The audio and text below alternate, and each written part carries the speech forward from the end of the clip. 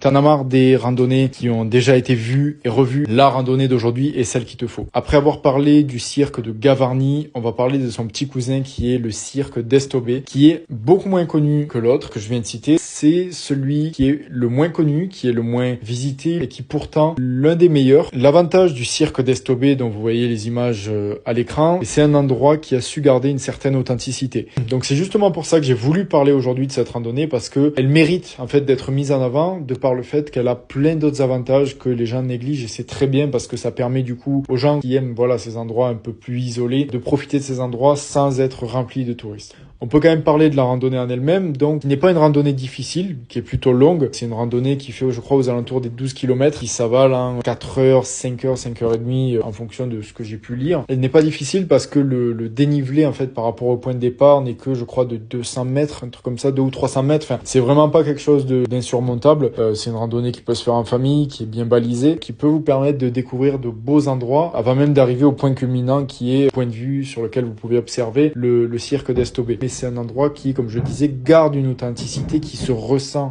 sur les lieux et qui mérite le passage. Voilà pour cette vidéo. C'est la 5e de la série des 30 idées de randonnée sur le mois que je vais vous donner. Donc n'hésite pas à t'abonner si tu veux voir d'autres idées de randonnée. La semaine prochaine, on va s'attaquer aux Alpes, un des endroits magnifiques à offrir. Donc si tu veux les voir, n'hésite pas à t'abonner.